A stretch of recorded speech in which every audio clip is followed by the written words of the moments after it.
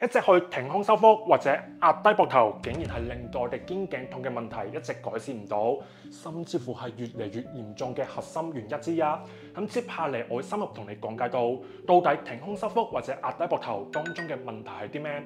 咁更加重要，影片嘅最後亦都會同你分享到有啲咩簡單嘅動作可以通過一條橡筋帶就可以幫助我哋真正改善長期肩頸不適嘅問題。咁接下嚟我哋有請 Peter 哥嚟作為我哋 model 嚟協助解釋一下，到底有啲咩原因會造成我哋長期肩頸不適，同埋我哋應該點樣解決呢個問題。嗱，注意啦，我哋肩頸不適當中有好多唔同嘅因素，咁其中一個好核心嘅原因就係因為我哋身體入邊一個叫做肌筋膜系統出現生鏽嘅狀況，而令到我哋身體產生一連串嘅健康衰退連鎖反應。嗱，關於咩為之肌筋膜系統生鏽呢？我自己過去拍過一個非常之詳細嘅教學培訓片，你可以點擊落邊描述欄嘅第一條連結去索取。咁但係接下嚟咧，我想針對翻我哋膊頭嘅位置嚟同你解釋到，亦即係話啦，我哋膊頭位置同埋我哋肩頸痛之間嘅關係，同埋我哋點樣通過調整膊頭嘅位置嚟改善我哋長期肩頸不適嘅問題。好，咁我哋翻嚟 Peter 哥嘅呢個部分。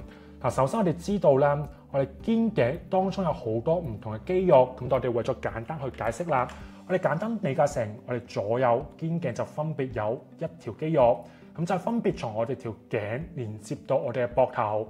咁正常嘅情況之下咧，佢一個適當合理嘅長度嘅。咁當我哋身體保持喺呢個合理嘅長度之下，咁我哋肩頸呢個地方咧係會處於一個無時無刻非常之放鬆嘅狀況嘅，亦即係話唔會有任何肩頸痛嘅問題。咁但係啦，當我哋肩頸呢個肌肉咧，假設長期處於呢個縮短嘅情況，或者長期處於呢個拉長咗嘅位置咧，呢兩者都會造成我哋肩頸勞損而產生長期嘅疼痛。咁俾一個好簡單嘅例子俾你啦。咁我哋而家呢一個狀況咧，我肩頸呢個地方係處於一個好合理嘅肌肉長度。咁但係假設我哋長期處於縮膊嘅話咧，咁自然佢會縮短咗。咁縮短長期用力啊嘛，咁佢咪會勞損咯，而去長期不適疼痛。咁但係相反啦，除咗縮短之餘咧，我哋另外假設呢個膊頭一個合理嘅位置，但我哋長期膊頭壓低咗嘅話咧，我哋呢個肌肉就會長期拉長咗嘅，而長期拉長嘅話咧，亦都會造成佢嘅勞損。原因就係因為啦，對於我哋大腦嚟講嘅，我哋膊頭有一個適當嘅位置，咁當我哋處於佢嘅話咧，咁大腦就會覺得好安全嘅，佢好放鬆啦。咁但係我哋膊頭壓低咗咧，咁個腦就覺得哇，好奇怪，呢個地方好唔安全啊！咁所以佢一直好想拉高我哋膊頭，咁但係問題係啦，又拉唔高喎。咁所以佢長期咧，反而雖然拉長咗啦，但係佢反而係不斷用緊力，希望拉翻高佢㗎。咁所以啦，簡單總結一下，咁我哋啱啱講到，我哋肩頸呢個肌肉正常一個合理嘅長度，我哋應該係維持佢嘅。咁但係我哋假設長期縮膊，我哋好多人都知道啦。咁縮膊，咁肩頸就會縮短，咁因而勞損不適。咁但係另外一個狀況好少人知嘅，咁就相反，我哋反而長期拉長嘅話，都唔係一件好事嚟㗎。咁因為呢兩者咧，縮短拉長咧，都會造成我哋肩頸長期用力，咁因而長期勞損而產生長期嘅疼痛。咁所以當我哋了解咗呢個道理之後咧，咁接下嚟我哋要進一步講解我哋膊頭位置點樣影響到我哋當中呢一個肌肉嘅長度咧。咁我哋理解咗之後咧，咁先知道點樣去改善㗎嘛。咁所以接下嚟就同你講一個好關鍵嘅概念，叫做膊頭嘅中立位。咁呢個時候我哋有請 Peter 哥稍為轉一轉身去到側邊嘅位置啦。我哋 Peter 示範得非常之好嘅，因為佢而家膊頭係處於一個中立嘅位置，亦即係理想嘅位置啦。咁所以咩係中立位咧？咁我哋有請 Peter 哥示範，或者我哋每個人而家都可以嘗試一下嘅。我哋可以專登將自己膊頭擺去前邊，或者專登要攣埋個背嘅，我哋就會將膊頭擺咗去前邊啊嘛。咁假設阿 Peter 哥專登要將膊頭擺去前邊嘅話咧，佢會去到呢一個位置嘅。咁但係相反啦，我哋專登要夾背嘅話咧，咁 Peter 哥可以將膊頭夾到去呢個位置。咁所以前後嚟講咧，對於佢嚟講，佢最前邊係可以將膊頭極限係放到呢個位置，後邊就放到呢個位置嘅。咁自然兩者嘅中間咧，就水平前後嚟講嘅中立位啦。咁另一方面，我哋上下都係同樣咁嘅道理嘅，亦即係話啦，當我哋要去專登縮起膊頭，即係專登縮到最高嘅時候咧，咁對於 Peter 嚟講，佢可以去到呢個高度。咁但係當 Peter 專登壓低膊頭嘅時候咧，佢可以壓低到呢個位置嘅。嗱，當然呢度有啲誇張啦，但係喺度為咗同你講解啫。咁所以啦，阿 Peter 最上可以去到呢一個高度，最下就係呢一個高度嘅。咁所以對於上下嚟講嘅中立位置就係佢哋嘅正中間啦。亦即係話呢個時候我哋可以分別前後嘅極限咁樣畫一條線，上下畫一條線。咁中間呢個十字交界點咧，亦即係 Peter， 亦即係我哋嚟講啦，一個合理嘅中立膊頭嘅位置。咁所以當我哋了解咗呢個部分之後咧，咁我哋要去砌翻嚿肌肉上去同你講解啦。咁當我哋阿 Peter 嘅膊頭係喺呢一個中立位嘅時候咧，咁會反映佢膊頭肩頸呢個肌肉，就好似啱啱咁講嘅，由頸椎連接到膊頭啊嘛，佢嘅長度係非常之舒服、非常之理想嘅。咁所以長期之下咧，肩頸好放鬆。咁但係假設阿 Peter 佢一啲唔好嘅生活習慣啊，或者啲錯誤嘅認知啦，長期將個膊頭放咗喺前邊，咁自然呢個肌肉咧就會長期咁樣拉長咗嘅。咁相反啦，如果長期放咗去後邊嘅話，同樣道理。咁呢兩者咧，正如啱啱所講，就會造成佢哋嘅長期緊繃嘅。咁呢個係前後嘅狀況啦。咁我哋上下同樣咁嘅道理嘅。假設阿 Peter 長期縮膊，咁啱啱講過啦，縮短咗會唔舒服。咁但係照調轉啦，咁長期壓低膊頭嘅話咧，都係會出現拉長嘅狀況嘅。咁所以咧，我哋而家一定會去，即係我相信已經進一步再了解咗你膊頭位置同埋肩頸痛嘅關係啦。咁所以當我哋了解咗之後咧，咁自然就可以帶翻啱啱影片開頭所講啦。點解好多人同你講，我哋去挺胸收腹或者不斷夾背，甚至乎壓低膊頭，佢可能會去令到你肩頸痛更加嚴重嘅原因就係咁樣啦。當然啦，我相信好多人要叫你咁樣做，出發點係非常之好嘅。咁因為可能就係見到你或者見到好多人啦，膊頭嘅位置長期去咗前邊，即係長期嘅駝背啦。所以希望就係叫你去夾背挺胸，將佢擺翻後邊。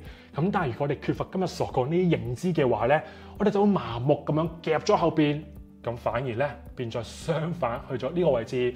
咁兩者都唔係一個好嘅狀況嘅。我哋應該學識係點樣擺翻中間嘅位，而唔係麻木咁樣夾背、麻木挺胸嚟將我哋膊頭麻木咁樣放咗喺後邊。咁呢一個狀況啦，唔單止叫你夾背之餘嘅，仲要你壓低埋膊頭。咁可想而知啦。本身擺咗膊頭後邊，咁肌肉已經係拉長咗啦。咁仲壓低埋嘅話，哇！一睇就見到嗰個肩頸肌肉好吃力啊。咁所以啦，我相信呢度已經可以同你解釋到點解我哋唔可以盲目咁樣挺胸收腹或者盲目壓低膊頭嘅。我哋應該學識就係點樣將我哋膊頭放翻喺一個適當、正確、理想嘅中立位置。咁亦都係接下嚟會同你分享咗啲練習嚟協助你去揾翻佢嘅。咁但係喺講到呢啲練習之前咧，接下來有另一個好重要嘅觀念你必須要了解嘅。記得一定要去仔細聽埋佢嘅，千祈唔好心急，直接去到最後睇呢個動作點樣做。咁因為如果你唔了解我接下來所講嘅部分嘅話咧，你直接做後邊嘅動作，你都唔知我做緊啲咩㗎。咁所以第二個重點嘅觀念就係我哋要了解翻我哋膊頭嘅位置同埋我哋呼吸之間嘅關係。首先咧，我哋又要去麻煩阿 Peter 哥去示範啦。咁但係而家 Peter 哥做得非常之好嘅，膊頭位置擺得非常之靚。咁所以我哋用去正面解釋下先嘅。嗱，而家 Peter 嘅膊頭位置係放喺一個合理嘅高度啦。咁自然反映肩頸呢度嘅肌肉係好舒服嘅，一個非常之理想嘅長度。咁佢反映嘅呼吸就係啦。嗱，我哋知道我哋吸氣同埋呼氣過程入邊咧，係通過橫膈膜嘅協助，亦即係話呢度橫膈膜吸氣會向下，呼氣向上嘅。咁自然當我哋吸氣向下嘅時候咧，我哋正常嚟講肋骨係會去前後左右擴張嘅。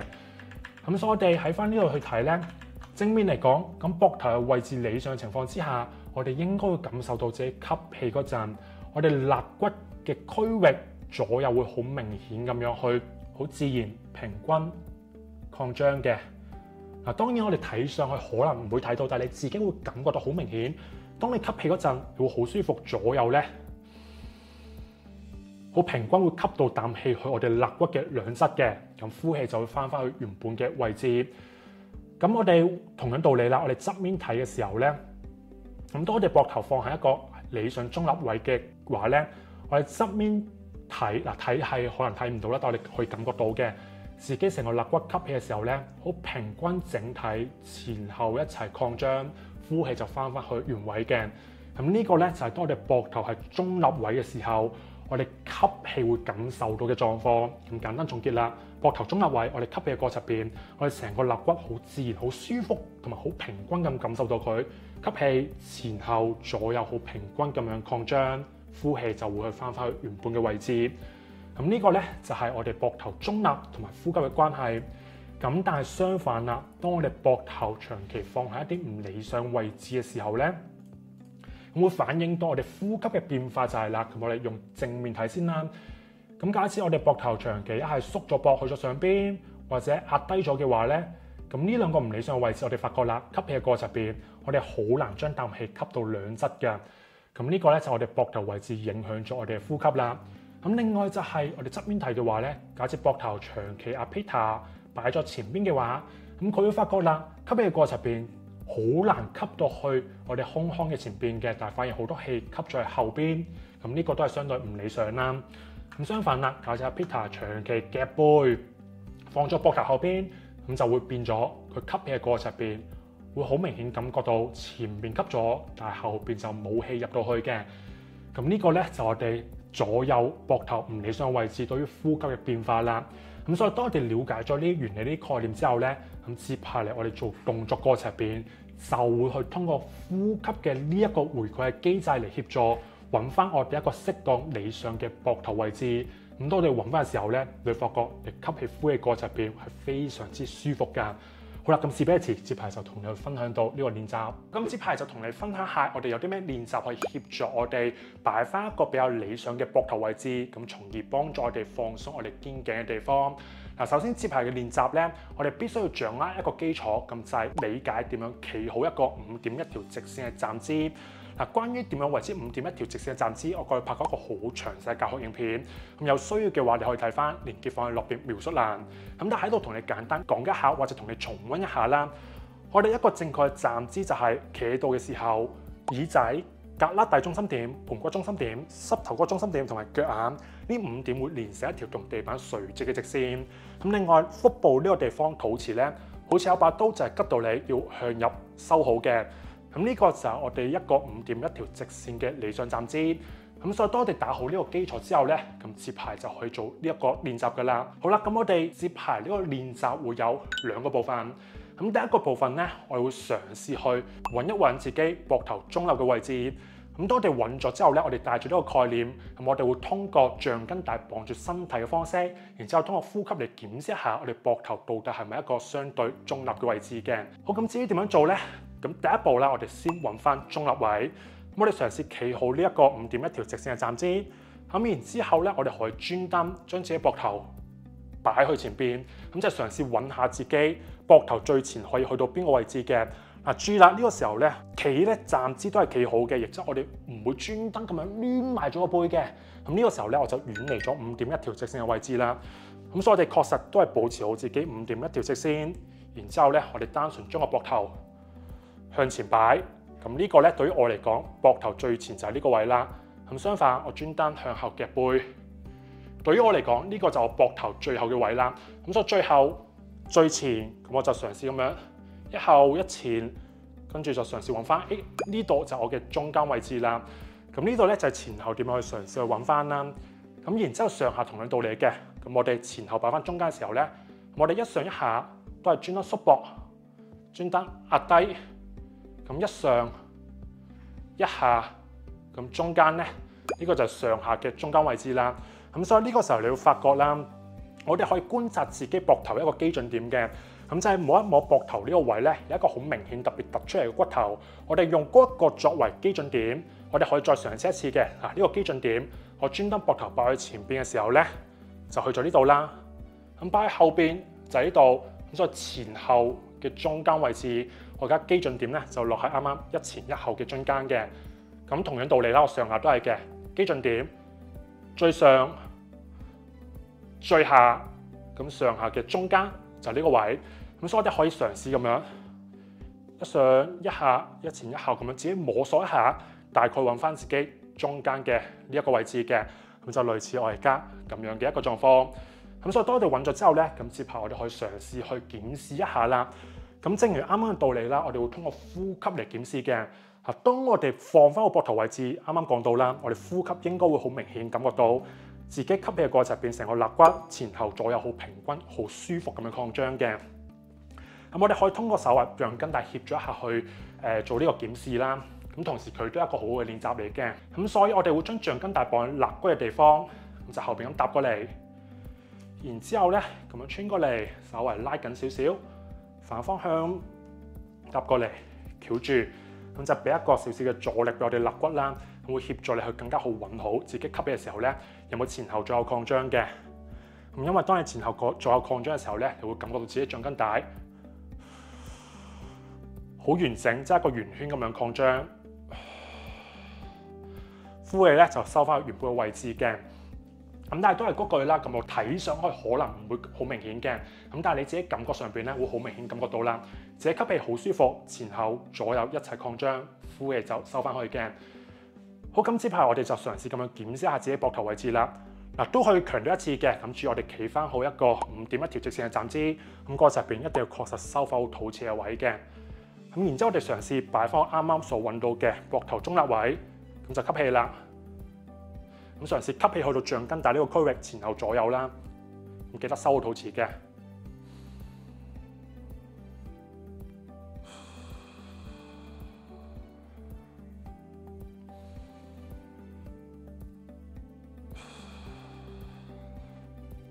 所以呢個時候咧，我擺翻中立位咧，我好舒服，好明顯感覺到我吸氣嘅時候咧，前後左右即係好似一個波波咁樣，好平均擴張，呼氣翻去嘅。我正面示範一次啦。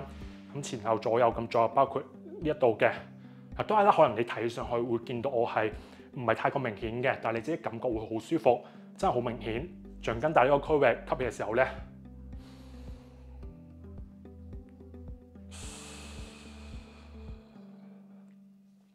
就好完整、平均咁樣前後左右擴張。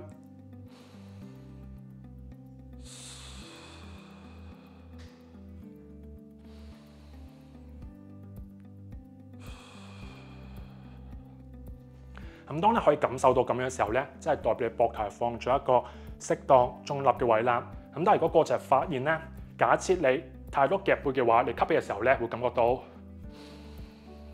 有好多嘢吸咗前邊，但係後邊就冇乜感覺嘅。咁所以呢個時候你要學識啦，嘗試將膊頭擺翻前少少，然後再吸氣。咁你會即刻感覺到後邊吸嘅氣咧會更加之明顯平均翻嘅。咁當然啦，如果我哋相反，啱啱就係太過後邊啊嘛。咁但係相反，如果太過前邊嘅話，咁我哋吸氣，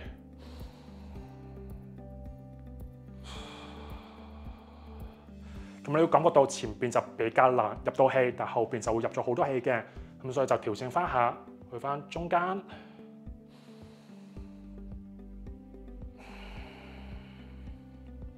咁所以你可以咁樣慢慢調整下，通過呼吸去協助，咁你揾到一個位咧，會好明顯前後都係好舒服咁樣平均擴張嘅。咁嗰個就係前後嘅位置啦。咁上下咧，咁上下都係咁嘅道理啦。上下主要比較關係到你左右兩側嘅。咁所以當你擺翻好上下位置嘅時候咧，你吸氣應該會感覺到，除咗前後之餘咧，左右都會有一個擴張嘅。咁所以我哋都嘗試咁樣啦。當你放翻好，咁當然係非常之 perfect 啦。咁但係假設如果我哋一開始縮咗膊嘅，咁你吸氣嘅時候會發覺，反正就好奇怪、好唔自然啦。你感覺到好難吸到呢度嘅，咁全部可能真係去咗好多膊頭嘅地方啦。咁所以呢個時候我哋要學識，即係放翻低少少嘅。咁但係如果太過低嘅話咧，可能你發覺啦，呢度好難吸到氣入去嘅。咁所以我哋慢慢咁樣調整一下，咁揾翻一個大概中間嘅位置，然之後當然前後都稍微調整一下，就揾翻個位。吸氣嘅時候咧，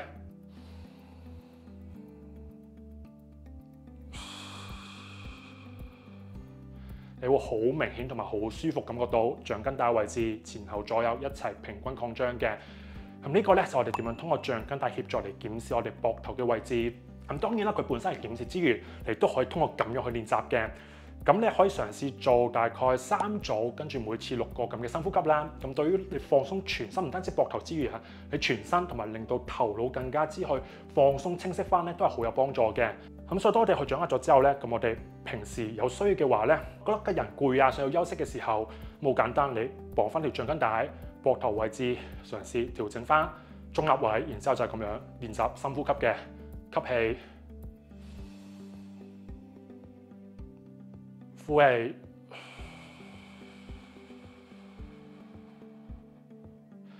就係咁樣做6個深呼吸，然之後大概3組左右嘅，咁你會做完之後即刻成個人放鬆晒。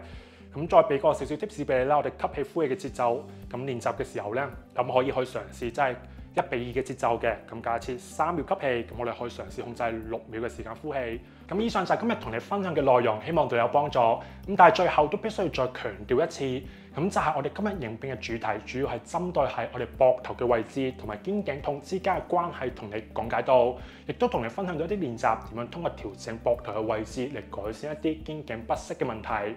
咁但係接下嚟我哋要再進一步去學識點樣更加全面去處理到一個更加之根本嘅問題，亦即係肌筋膜系統生鏽而造成嘅一連串健康衰退連鎖反應。